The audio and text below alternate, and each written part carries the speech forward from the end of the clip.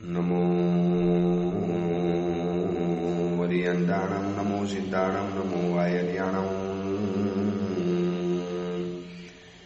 नमो वज्रायाणं नमो रोहे सौवसावुणं ऐसो पंच नमोकारो सौवपावपणासणो मंगलाणं च सौवेसिं परमं वै मंगलम् मंगलम भगवान वीरो मंगलम गौतम प्रभु मंगलम स्थूलभद्राद्या जैन धर्मो सुमंगलम। આજના પ્રવચનનો વિષય છે શંખેશ્વર પાર્શ્વનાથ પરમાત્માની ભવ્ય કથા। શંખેશ્વર તીર્થની અંદરમાં બિરાજમાન શ્રી શંખેશ્વર પાર્શ્વનાથ પરમાત્મા, આ પાર્શ્વનાથ પરમાત્માનો એક અદ્ભુત ઇતિહાસ છે, યાજરમાન ઇતિહાસ છે, ભવ્યાતિ ભવ્ય ઇતિહાસ છે અને એવો ઇતિહાસ છે કે જે સાંભળ્યા પછી આંખ અને અંતર આશ્ચર્યની અંદરમાં ચકિત બની જાય કે કેવા અદ્ભુત પરમાત્મા, શું એમનો અચિંત્ય પ્રભાવ, કેવી પરમાત્માની નિર્માણ કથા, આ તીર્થની ઉત્પત્તિ કથા। મુખ્ય બે ચીજની આસપાસ આખી કથા ફરે છે, ભગવાનનો ઇતિહાસ ફરતો હોય છે। એક તો પહેલા નંબરની અંદરમાં આ પાર્શ્વનાથ પરમાત્માની પ્રતિમા કેવી રીતે બની અને આ પ્રતિમાનું નામ શંખેશ્વર પાર્શ્વનાથ કેવી રીતે બન્યું, અને ત્રીજા નંબરની અંદરમાં આ શંખેશ્વર તીર્થ કેવી રીતે ઉત્પન્ન થયું। આ ત્રણ ચીજ જે તીર્થના દર્શન કરવા માટે ભક્તોનો પ્રવાહ ધસમસતા પાણીની જેમ વહેતો હોય છે। એક ભયંકર વરસાદ પડ્યો હોય અથવા તો આગ ફાટ્યું હોય અને એ સમયની અંદરમાં હજારો ગેલન પાણી જ્યારે ધરતી ઉપર પડી ગયું હોય और उस पानी को निकलने के लिए જેવી રીતે પાણી આમ ધસમસતા વેગે, ઘોડા વેગે, પૂર વેગે આમ પાણી ભાગતું જાય, બસ એવી જ રીતે દેરાસરની અંદરમાં ભક્તોનો ધસારો ધસમસતો જોવા માટે મળે। ગઈકાલે પૂનમ હતી અને સાથે રવિવાર હતો। દેરાસરની અંદરમાં પગ મૂકવાની જગ્યા ન મળે। લગભગ 7,000 થી 8,000 વ્યક્તિઓ તીર્થની યાત્રા કરવા માટે, પ્રભુની પૂજા કરવા માટે, કોઈએ ચોવિયાર છોડ્યા, કોઈએ બપોરનું ભોજન છોડ્યું, કોઈએ નૌકાશી છોડી, કોઈએ ખાવા પીવાની ચિંતા ભગાવી અને એક માત્ર પાર્શ્વનાથ પરમાત્માના ગભારાની અંદરમાં અડધી સેકન્ડ વધીને 1 સેકન્ડથી વધારે ઊભા રહેવા નથી મળતું। 1 સેકન્ડ અરે વધીને 10 સેકન્ડ હશે, એટલી સેકન્ડો ઊભા રહેવા માટે 4 કલાક તપસ્યા કરીને ઊભા રહે છે। શેના કારણે આવું મન થાય છે? આ શંખેશ્વર પાર્શ્વનાથ પરમાત્માનો એક અજબ પ્રભાવ। તો કેવી રીતે આ મૂર્તિ આપણને પ્રાપ્ત થઈ? આ ધરતી ઉપર આ મૂર્તિ કેવી રીતે આવી? આ પ્રતિમા કોને બનાવી? આ પ્રતિમાનો ઇતિહાસ શું રહેલો છે? અને આ પ્રતિમાના નામની પાછળનો શું ઇતિહાસ છે? અને આ તીર્થ કેવી રીતે ઉત્પન્ન થયું, કેવી રીતે પેદા થયું અને કેવી રીતે પ્રગટ થયું, એનો એક ભવ્ય ઇતિહાસ જાણવા જેવો છે। અને આ ઇતિહાસ જાણવો હોય તો 18 કોટી સાગરોપમથી પણ વધુ આગળના સમયની અંદરમાં આપણે જવું પડશે। આ તીર્થની ઉત્પત્તિ, આ શંખેશ્વર પાર્શ્વનાથ ભગવાનનું નામ, આજે આપણે જે શંખેશ્વર પાર્શ્વનાથ ભગવાનની પ્રતિમાના જે દર્શન કરીએ છીએ, એક સરસ મજાનો નાનકડો ગભારો છે અને એ ગભારાની અંદરમાં હાસ્ય વેરતી મંદ હસતી, જાણો કે ભક્તોની વિવિધ પ્રકારની, અનેક પ્રકારની ભક્તિનો હાસ્ય સાથે સ્વીકાર કરતી આ અદ્ભુત પાર્શ્વનાથ પરમાત્માનું જે બિંબ, નયનરમ્ય જેન બિંબ, એ ઉત્પન્ન કેવી રીતે થયું એને જાણવા માટે 18 કોટી સાગરોપમની પહેલા આપણે જવું પડશે। ત્યારના સમયની આ વાત છે અને એ સમયની અંદરમાં ધર્મ પ્રત્યે અડગ શ્રદ્ધાને ધરાવનારા એક ઉત્તમ શ્રાવક જે ધર્માત્મા હતા, જેના રોમની અંદરમાં ધર્મ વસેલો હતો, એવો એક મહાન શ્રાવક હતો જેમનું નામ હતું આષાઢી શ્રાવક। અને આ મહાપુણ્યશાળી, અતિ શ્રીમંત, ભદ્રક પરિણામી અને ધર્મ જેના હૃદયની અંદરમાં સતત રમતો રહેતો હતો એવો અષાઢી શ્રાવક ધર્મ આરાધનાની અંદરમાં પોતાનું જીવન આગળ વિતાવતા હતા। પુસ્તકો વાંચે, સામાયિક કરે, પ્રતિક્રમણ કરે, તે સમયની ધર્મની આરાધનાઓ કરે। શ્રાવક જીવનના જેટલા પણ આચારો હતા એ બધું જ એ પોતાના જીવનની અંદરમાં કરતા હતા। એક પણ શ્રાવક જીવનના આચારો નહીં કરવાનું એવું એમના જીવનની અંદરમાં નહોતું. વૈભવ વિલાસ આ બધાથી ઉભરાતા ઘરની અંદરમાં વૈરાગ્યની સાથે જીવનારા આ આષાઢી શ્રાવક હતા. અને જેમ જેમ શ્રાવક જીવનની અંદરમાં આગળ વધતા ગયા, વેપાર, બિઝનેસ, બહોરો પરિવાર, આ બધું જ કરતા કેટલાય દિવસોથી એમના મનની અંદરમાં એક પ્રશ્ન વારંવાર ઊભો થતો હતો.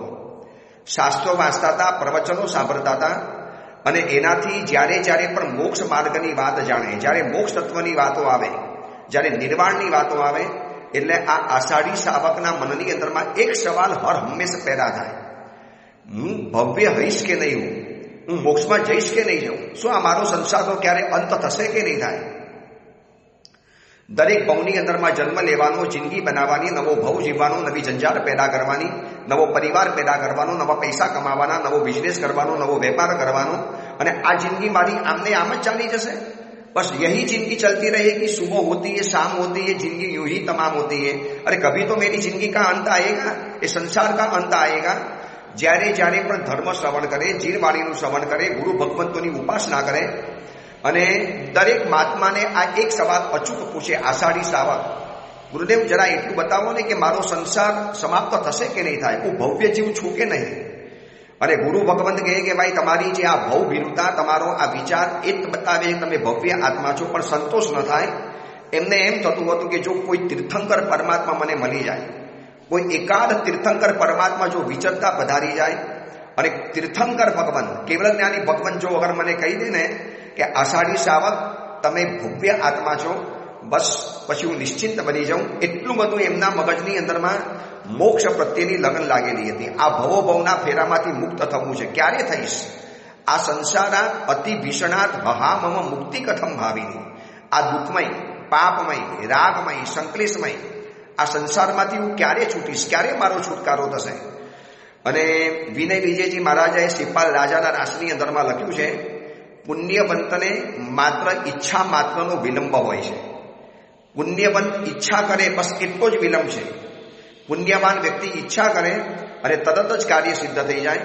અને એક ધન્ય દિવસે આષાઢી શ્રાવક જે નગરમાં રહેતા હતા, એ નગરની અંદરમાં સોનાનો સૂરજ ઉગ્યો. એ દિવસે પક્ષીઓ મધુર અવાજ કરતા હતા. એ દિવસે ઉદ્યાનની અંદરમાં વૃક્ષો ઉપર પુષ્પો ઓર વધુ સુંદર લાગેલા હતા, અને સરસ મજાનો મંદ મંદ પવન વાતો હતો. અને ત્યાં અચાનક દેવ દુંદુભી આકાશની અંદરમાં વાગી. હે ભવ્ય જીવો, ધ્યાનથી સાંભળજો. દામોદર નામના 9મા તીર્થંકર પરમાત્મા આજે આ નગરની અંદરમાં પધાર્યા છે. બધા વંદન કરવા આવજો, દેશના સાંભળવા માટે આવજો, પ્રભુની દેશના સાંભળવા માટે આવજો. અને જ્યાં આ સમાચાર અષાઢી શ્રાવકના કાનની અંદરમાં ગયા, અને અષાઢી શ્રાવકનું મન મળ્યું, નાચી ઉઠ્યું. અરે હું કેટલાય દિવસોથી આ જ વિચારતો હતો, કોઈ કેવલની ભગવંત પધારી જાય, કોઈ તીર્થંકર ભગવંત પધારી જાય તો મારો મનનો સંશય, मेरा मन का सवाल, मेरा मन का प्रश्न मुझे पूछना है, प्रभु मैं भव्य हूं कि अभव्य हूं? मैं कभी ना कभी तो मोक्ष में जाऊंगा ने प्रभु. प्रभु मेरा संसार तो कभी समाप्त होगा कि नहीं होगा? અને દામોદર ભગવાનની આ પધરામણીની જ્યારે વાત જાણી, દામોદર ભગવાન પધારવાના છે એ વાત જાણી, અને અષાઢી શ્રાવકના રોમ પુલકિત બની ગયા. દેવતાઓએ દિવ્ય સમાવસરની રચના કરી, દેવ દુંદુભી વાગી, તીર્થંકર પરમાત્મા પધારે, અને જે અતિશયો સર્જાય એ બધા જ અતિશયો નગરની અંદરમાં સર્જાઈ ગયા. લોકોના ટોળે ટોળા પ્રભુની દેશનાનો મંગલ નાદ સુનવા માટે હજારો કરોડો દેવી દેવતાઓ, નર નારીઓ, મનુષ્યો પ્રભુની દેશનાનો રસાસ્વાદ માણવા માટે ઉમટવા લાગ્યા. જ્યાં જ્યાં રસ્તો હતો ત્યાં નકરા માણસો ભરવા લાગ્યા. અષાઢી શ્રાવક પણ એની અંદરમાં આવી ગયા, એ પણ પહોંચી ગયા. એક જ લગન છે, બસ પ્રભુની દેશના સાંભળવી છે, પ્રભુના દર્શન વંદન કરવા છે. અને લાસ્ટમાં અંતે, દેશનાના અંતે પ્રભુને મારે એક સવાલ પૂછવો છે. અને દેશના સાંભળવા માટે ગયા, દેશના પૂરેપૂરી સાંભળી. પ્રભુએ આજે પણ એ જ વાત કરી કે આ સંસારમાંથી જલ્દી મુક્ત થવું પડશે, જલ્દી મોક્ષની અંદરમાં જવું પડશે. અને આ જ વાત પોતાના મનની અંદર પણ ઘૂંટાતી હતી. અને જેવું દેશના પરિપૂર્ણ થઈ એટલે વિનયપૂર્વક ઊભા થયા. પ્રભુ મારે આપને એક સવાલ પૂછવો છે, પૂછી શકું? તમે વિચારી લેજો કે તીર્થંકર જેવા તીર્થંકર પરમાત્મા પણ કોઈ પણ સામાન્ય શ્રાવકને ઇઝીલી મળતા હતા. કોઈ મુલાકાત નથી લેવી પડતી, કોઈ એપોઇન્ટમેન્ટ નથી લેવી પડતી. मैं आपको कब मिलने के लिए आऊँ, मुझे थोड़ा समय चाहिए, कब आना चाहिए. अब तीर्थंकर भगवान कहेंगे भैया अभी समय नहीं है, बाद में आना, कुछ नहीं. દામોદર તીર્થંકર પરમાત્મા 9મા તીર્થંકર છે ગત 24ના. આપણે જે વર્તમાન 24માં 9મા તીર્થંકર જેમ સુવિધિનાથ ભગવાન છે, એમ ગત 24ના આ જ ભરત ક્ષેત્રની ગત 24ના દામોદર નામના 9મા તીર્થંકર, અને એમની સમક્ષ સમવસરની અંદરમાં હાથ જોડીને નમ્ર બનીને વિનમ્ર બનીને ગદગદ સ્વરે આ આષાઢી શ્રાવક કેટલાય વર્ષોથી પોતાની મનની મૂંઝવણ પ્રભુની સામે રજૂ કરી કે પ્રભુ, હું ભવ્ય આત્મા છું કે નથી પ્રભુ, મારે એ જાણવું છે. એ કૃપાળુ હે ત્રિભુવનપતિ, બસ મને આટલો જવાબ આપો પ્રભુ. મારા મનમાં કેટલાય વર્ષોથી આ સવાલ ઘૂંટાઈ રહેલો છે. જ્યારે જ્યારે પણ મોક્ષનું સ્વરૂપ વાંચું, જ્યારે જ્યારે પણ આ સંસારની વાતો વાંચું પ્રભુ, જ્યારે 4 ગતિના દુઃખોનું જ્યારે વર્ણન સાંભળવામાં આવે ત્યારે પ્રભુ એમ ત્રાસ થાય કે ક્યારે આ સંસારમાંથી છૂટીશ. આ 4 ગતિના ફેરા દરેક ભાવમાં પ્રભુ કરતા જ રહેવાના, ક્યારે પણ એનો પાર નહીં આવે, અંત નહીં આવે. પ્રભુ આજે એક સવાલ પૂછું છું, બસ મને પ્રભુ મને જવાબ આપો કે હું મોક્ષમાં જઈશ કે નહીં જઉં, મારો આત્મા સંસારમાંથી કાયમની આ રખડપટ્ટીમાંથી મુક્ત બનશે કે નહીં બને, પ્રભુ મારા ભવ ભ્રમણનો ક્યારે અંત આવશે કે નહીં આવે. અને પરમાત્માએ એક ઈષદ હાસ્ય દ્વારા, એક સસ્મિત પરમાત્માએ જવાબ આપ્યો કે આષાઢી શ્રાવક, ચિંતા નહીં કરતા, તમારું મોક્ષ નિશ્ચિત છે. તમે અવશ્ય મેવ ભવ્ય આત્મા છો અને તમે મોક્ષની અંદરમાં જવાના છો. પ્રભુના મધુર માલકોચ રાગ દ્વારા આ સાંભળેલા શબ્દો અને અષાઢી શ્રાવકને જાણે લાગ્યું કે આખા બ્રહ્માંડનું સુખ મને મળી ગયું. એમ લાગ્યું કે બસ આખા બ્રહ્માંડની અંદરમાં મારો આનંદ વહેલાઈ ગયો. હું ભવ્ય आत्मा છું, હું મોક્ષમાં જવાનો, मेरा संसार कभी न कभी समाप्त होगा, मेरी भव भ्रमण की यात्रा समाप्त होगी, आज नहीं तो कल, कल नहीं तो परसों नरसों, कभी भी समाप्त हो जाएगी. वाह प्रभु, मैं भव्य आत्मा हूं. હવે તરત જ બીજો સવાલ ઉભો થયો કે પ્રભુ, અગર હું મોક્ષની અંદરમાં જવાનો છું તો પ્રભુ ક્યારે મોક્ષમાં જઈશ, કેટલા વર્ષો બાકી છે મારું આ સંસારનું પરિભ્રમણ, પ્રભુ એ પણ બતાવી દો ને. પરમાત્મા મહેરબાની કરીને બતાવી દો. અને પરમાત્માએ કીધું કે વર્ષ એ અષાઢી શ્રાવક આવતી 24ના ભરત ક્ષેત્રની અંદરમાં 23માં શ્રી પાર્શ્વનાથ નામના તીર્થંકર થવાના છે અને તમે એમના આર્યઘોષ નામના ગણધર બનવાના અને એ પરમાત્માના શાસનની અંદરમાં તમે નિર્વાણ પામીને મોક્ષની અંદરમાં જવાના છો.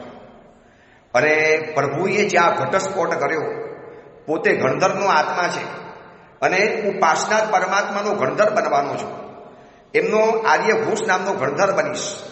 અને એ સાંભળ્યા પછી એમની જે મન મળ્યું નાચી ઉઠ્યો છે, એમના જે રૂવાડા ખડા થઈ ગયા છે, એ ભૂલી ગયા કે સમવસરમાં ઊભો છું, એ ભૂલી ગયા કે સામે 9મા દામોદર નામના તીર્થંકર છે, એ ભૂલી ગયા કે આજુબાજુની અંદરમાં ઇન્દ્રો, દેવેન્દ્રો, નરેન્દ્રો બધા જ ખડા છે.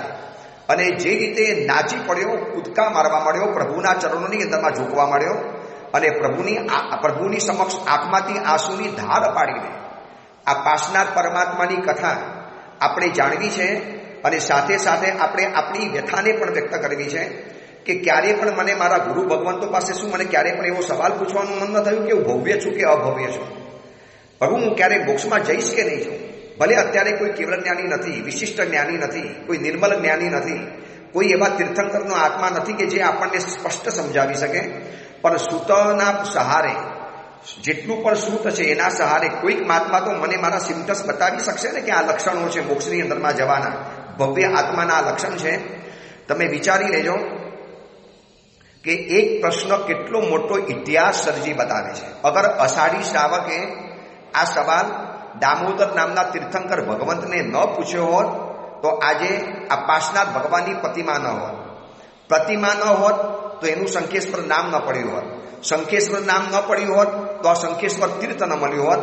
શંખેશ્વર તીર્થ ન મળ્યું હોત તો આજે જે હજારો જૈનો જે પરમાત્માની ભક્તિ કરે છે એનાથી વિશિષ્ટ પુણ્ય બાંધે છે અને આમ લાખો રૂપિયા પાણીના રેલાની જેમ વહાવી નાખે છે. અને આ શંખેશ્વર તીર્થના કારણે સમગ્ર હિન્દુસ્તાન ભરના હજારો જિનાલયોના જે જીર્ણોદ્ધાર થયા, નવનિર્માણ થયા, એ આ શંખેશ્વર ભગવાનના કારણે થાય છે. એ પણ કદાચ ન થયું હોત. વિચારી લેજો, એક અષાઢી શ્રાવકનો સવાલ કેવો ઇતિહાસ સર્જી ગયો, કેવો ઇતિહાસ બનાવી ગયો. એટલે સાચા સમયે સાચી વ્યક્તિને સાચો સવાલ જો પૂછવાની અંદરમાં આવે તો કેવો ઇતિહાસ સર્જાય છે એની આ કથા છે. સાચા સમયે સાચી વ્યક્તિને અને સવાલ પણ સાચો પૂછવાનો, ફાલતુ સવાલો નહીં પૂછવાના કે મને હાથ જોઈએ આપો, મારું કેટલું આયુષ્ય છે, હું દુકાન ખોલું કે ન ખોલું, મારે નવું ઘર લેવું છે, એનું કાર્ય વાસ્તુ કરવાનું, આવા બધા ફાલતુ સવાલો ગુરુને પૂછવાના. અરે ગુરુની સામે એ સવાલ વ્યક્ત કરવાનો હોય કે પ્રભુ મારો સંસાર ક્યારે સમાપ્ત થશે, પ્રભુ ક્યારે મોક્ષની અંદરમાં જઈએ, પ્રભુ આ મારો સંસારનો ભવ ભ્રમણનો અંત ક્યારે આવવાનો. અને સાચા સમયે સાચી વ્યક્તિએ સાચો સવાલ, જ્યારે સમય સાચો હતો, સવાલ પણ સાચો હતો અને સામે જેમને પૂછ્યો છે એ વ્યક્તિ પણ સાચી હતી, દામોદર નામના 9મા તીર્થંકર પરમાત્મા. અને પ્રભુએ જવાબ આપ્યો કે અષાઢી શ્રાવક આવતી 24મીના ભરત ક્ષેત્રના 23મા તીર્થંકર ભગવંત થવાના છે પાર્શ્વનાથ, અને તમે એમના આર્યઘોષ નામના ગણધર બની અને મોક્ષની અંદરમાં જવાના છો. અષાઢી શ્રાવકના મુખ ઉપર આનંદ છવાઈ ગયો, એના રોમ રોમ હર્ષથી ઉલ્લસિત બની ગયા, આંખમાંથી હર્ષાશ્રુની ધાર ચાલી પડી, એનું મન મા આનંદની અંદરમાં હાલવા માંડ્યું, એના પગ થંગરવા માંડ્યા, એના શરીરની રોમરાજી વિકસ્ર થવા માંડી, આંખમાંથી સતત અવિરત આંસુની ધાર પાડતો જાય, પ્રભુને નમસ્કાર કરતો જાય. સમવસરના 25,000 પગથિયા નીચે ઉતરી ગયા અને અષાઢી શ્રાવક પોતાના ઘરની અંદરમાં આવ્યા. ઘરની અંદરમાં આવીને આજે એમના પગ જમીન ઉપર નથી રહેતા, સતત નૃત્ય, સતત આંખમાંથી આંસુ, સતત આરજુ પ્રાર્થના, રોમ રોમ આજે પુલકિત છે. એ મારા ઉપકારી પાસોના, જેમનો હું આદ્યઘોષ નામનો ગણધર બનીશ, અરે હું ગણધરનો આત્મા છું અને મારા એ ઉપકારી તીર્થંકર પરમાત્મા હજી તો 18 કોટી સાગરોપમ થવાના બાકી છે, એનાથી પણ વધુ સમય બાકી છે. હવે એ ભગવાન તો મને ક્યારે મળશે, એનો આત્મા અત્યારે ક્યાં હશે મને ખબર નથી. અને મનની અંદરમાં મંથન ચાલ્યું કે કેવી રીતે મારા ઉપકારી ગુરુને હું કંઈક કરું, મારા ગુરુ માટે હું શું કરું, એ મારા ઉપકારી પ્રભુ માટે શું કરું કે જે પ્રભુ આ મારા ભવ ભ્રમણનો અંત કરી આપશે, જે મને ગણધર તરીકે દીક્ષા આપશે, જેમનો હું ગણધર બનીશ, કેવા મારા બહોપકારી પરમાત્મા, શું કરવું એ પ્રભુ માટે, હું શું કરી નાખું. મનની અંદરમાં બહુ બધા સવાલો ઊભા થઈ ગયા, બહુ બધી ભાવનાઓનો વેગ ચડવા મળ્યો કે શું કરું મારા પરમાત્મા માટે. અંતરમાં પ્રસન્નતાની હેલી સાથે પોતાના ભવનની અંદરમાં આટા મારે છે. કેવા હશે મારા તારક તીર્થંકર પાર્શ્વ પ્રભુ, હું તો એમની સેવા અત્યારથી જ કરવા માટે માગું છું. મારા દેહના અણુ અણુની અંદરમાં, આત્માના પ્રદેશે પ્રદેશની અંદરમાં અત્યારે પ્રભુના બેસણા થઈ ગયા છે. બસ મારો નિર્વાણકાલ જ્યારે આવશે ત્યારે આવશે, હું જ્યારે પ્રભુનો ગણધર બનીશ ત્યારે બનીશ. હજી તો આ 24મીના 9મા તીર્થંકર, પછી આવતી 24મી આવવાની, એના પણ 10 કોટી સાગરોપમ, અને એ બધા વિતાવાના. ક્યારે મારી પરમાત્માના તો દીદાર મને ક્યારે થશે, એટલો બધો અંદરમાં ઉલ્લાસ આવી ગયો. અને એક શુભ ઘડીએ એમના મનની અંદરમાં એક વિચાર ઉત્પન્ન થઈ ગયો, કેમ અત્યારથી હું મારા ઉપકારી ભગવંતની પ્રતિમા ભરાવીને એમના દર્શન કરવાના એક સંતોષનો ભાવ ન પેદા કરું. એક શુભ પલે આ વિચાર આવી ગયો. જે ઘડીએ આ કદાચ એમને વિચાર આવ્યો હશે ને, એ ઘડી એવી ઉત્તમ હશે કે જે ઘડીએ વિચાર આવ્યો એ પણ શાશ્વત બની ગઈ. આ પ્રતિમા ભરાવનાર, અને એ મનની અંદરમાં એમને ભાવ ઉત્પન્ન થયો કે એક સરસ મજાની સુરેખ પ્રતિમા ભરાવી દઉં મારા પાર્શ્વનાથ પરમાત્માની. અને ભગવંત પાર્શ્વનાથ પરમાત્માની પ્રતિમા ભરાવાનું મનની અંદરમાં વિચાર આવી ગયો. પૈસા તો ચિકાર હતા, વૈભવ તો અનાપ શનાપ રહેલો હતો, અને દામોદર તીર્થંકર ભગવંતે કીધું એટલે હવે બીજી કોઈ વાત જ નથી. તરત જ એમને એક શિલ્પીને બોલાવી દીધા અને શિલ્પીને કીધું, માગીશ એટલું ધન આપીશ, મોં માગ્યું ધન આપીશ, तू तेरे मुंह में से शब्द निकाल, इतना धन मैं तुझे देने के लिए तैयार हूं, मगर तेरी सारी कला निचोड़ कर, तारी बधी ज कला निचोवीने ठालवीने મને સંપૂર્ણ વિધિ સાથે સુંદરમાં સુંદર સુરેખ એક મારા પ્રભુની મને પ્રતિમા બનાવી આપી છે. અને ભગવંતને પૂછી લીધું કે પરમાત્મા શું છે, પાર્શ્વનાથ ભગવાન છે, એમનું સર્પ લંછન થવાનું છે. આ 18 કોટી સાગરોપમ પહેલાનો તમને ઇતિહાસ બતાવું છું. આજે આપણે જે શંખેશ્વર ભગવંતના જે દર્શન કરીએ છીએ ને, એ પ્રભુ કોઈ અલગ પ્રકારના છે. 18 કોટી સાગરોપમથી પણ વધુ જેમનું અસ્તિત્વ પુરાણું છે, પ્રાચીન અસ્તિત્વ છે, એટલા પરમાત્મા જૂના છે. અને શુદ્ધ વિધિ વિધાન સાથે દિવ્ય ચેતનાની પેદા કરતી એવી પાર્શનાથ પરમાત્માની પ્રતિમા એમને એ કારીગર પાસે બનાવડાવી દીધી અને જેવી પ્રતિમા બની ગઈ અને એ પ્રતિમાના દર્શન કરીને અષાઢી શ્રાવક ખુશખુશાલ થઈ ગયો. બસ પ્રભુની સાથે વાતચીત કરે, પ્રભુ આપને ખબર છે હું આપનો ગણધર બનવા, પ્રભુ આપના શાસનમાં હું મોક્ષની અંદરમાં જવા, પ્રભુ આપ મારા ગુરુ છો, પ્રભુ આપ મારા પરમાત્મા છો, પ્રભુ હું આપનો સેવક, આપનો શિષ્ય, આપનો ભક્ત. પ્રભુ એ સંબંધો જ્યારે બંધાશે ત્યારે બંધાશે. પ્રભુ અત્યારથી આપનો સંબંધ પાક્કો થઈ ગયો. શું પાર્શનાથ પરમાત્માનો પુણ્ય પ્રભાવ હશે કે 18 કોટી સાગરૂપમ પહેલેથી એમની પ્રતિમાઓ પૂજાવાની શરૂ થઈ ગઈ અને એમના ભક્ત અને શિષ્યો બનવાના શરૂ થઈ ગયા. અને કઈ શુભ પલે આ પ્રતિમા બનાવી હશે, કઈ શુભ પલે આ પ્રતિમા બનાવવાનો વિચાર આવ્યો હશે. અને આ પ્રતિમા બનાવનારા શિલ્પીને પણ ખબર નહીં હોય કે આ મારી બનાવેલી આ પ્રતિમા 18 કરોડ સાગરૂપમથી પણ વધારે ચાલવાની છે. આ પ્રતિમા ભરાવનાર અષાઢી શ્રાવકને પણ ખબર નહીં હોય કે આ પરમાત્માના દર્શન વંદન પૂજન કોણ નથી કરવાનું એ સવાલ છે. ધરતી ઉપરના કઈ વ્યક્તિ નથી કરવાની એ સવાલ છે. અને આ પ્રતિમા જે પથ્થરમાંથી બનીને એ પથ્થરને પણ કદાચ ખબર નહીં હોય કે મારી કેટલી પૂજા થવાની છે, હું ક્યાંને ક્યાં પૂજાવાનો છું અને મારું અસ્તિત્વ કેટલું પવિત્ર, નિર્મલ અને ઉત્તમ બનવાનું છે. તમને ખબર છે આ કાલના ખપ્પરની અંદરમાં કરોડો પ્રતિમા સર્જાઈ ગઈ અને કરોડો પ્રતિમા અંદરમાં વિલીન થઈ ગઈ. ઇતિહાસ તમે થોડોક વાંચો. મોગલોના સમયની અંદરમાં, એના પહેલાના સમયની અંદરમાં કરોડો પ્રતિમાઓ સર્જન પામી અને કાળના પ્રવાહની અંદરમાં ખપ્પરની અંદરમાં સમાઈ ગઈ. બધી જ ઇતિ સ્વાહા થઈ ગઈ. વસ્તુપાલ તેજપાલે ભરાવેલી પ્રતિમાઓ નષ્ટ થઈ ચૂકેલી છે. વિમલ શાહ મંત્રીએ આબુના દેરાસરમાં પંચ ધાતુની સુવર્ણની પ્રતિમા બનાવેલી હતી, એ પણ મોગલોના સમયમાં નષ્ટ થઈ ગઈ.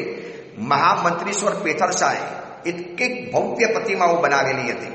એ પ્રતિમાઓ પણ કાલના ખપ્પરની અંદરમાં આજે શોધી નથી જડતી. આ બહુ લાંબો ઇતિહાસ નથી.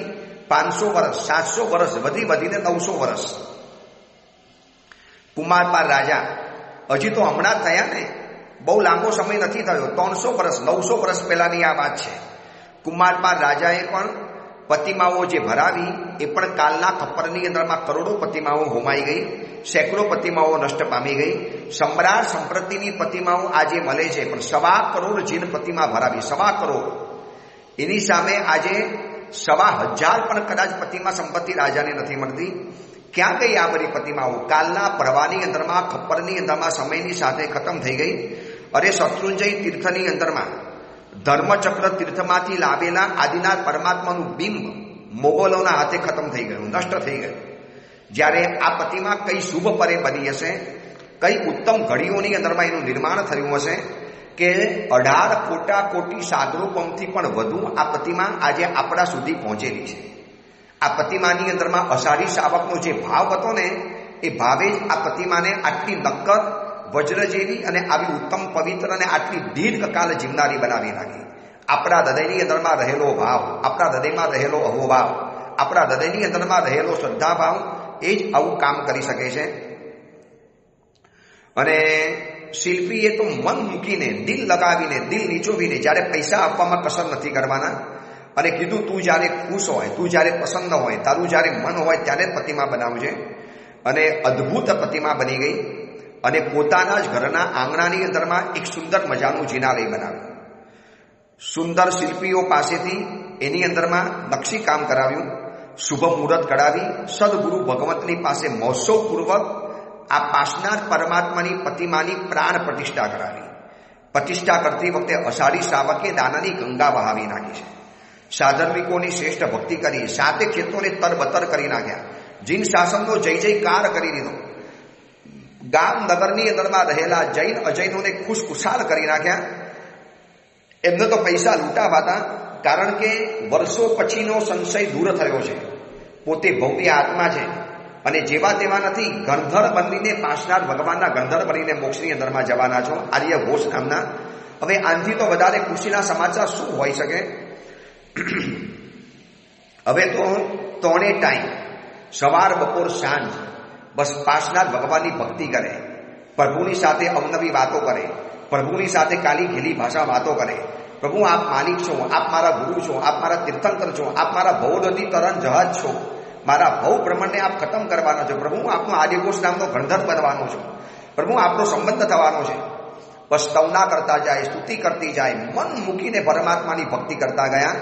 અદ્ભુત આંગી બનાવવાની, પ્રભુની પૂજા કરવાની, ઉત્તમ ફૂલહાર ચડાવવાના, ઉત્તમ નૈવેદ્યો ચડાવવાના, ગીત સંગીત સાથેની મહેફિલો સજાવવાની.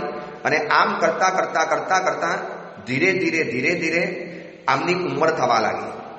ઉંમર થવા લાગી એટલે મનમાં વિચાર આવ્યો કે ચલો સંયમ જીવન સ્વીકારી લો.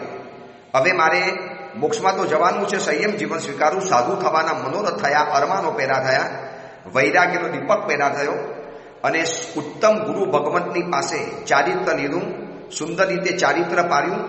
સતત પાસનાર ભગવાનને યાદ કરતા કરતા કરતા કરતા ઉત્તમ સંયમ જીવન પાડી અને વૈમાનિક દેવલોકની અંદરમાં અષાઢી શ્રાવકનો જન્મ થયો. વૈમાનિક દેવલોકની અંદરમાં પહોંચી ગયા. અને જેવા દેવલોકમાં જન્મ થાય ને, મેં તમને પહેલા પણ બતાવ્યું હતું, દરેક દેવ સૌથી પહેલા વિચારે આટલો વૈભવ, આટલી વૃદ્ધિ સમૃદ્ધિ મને કેવી રીતે મળી, હું કેવી રીતે અહીંયા આવી ગયો, મારો જન્મ અહીંયા થયો કેવી રીતે.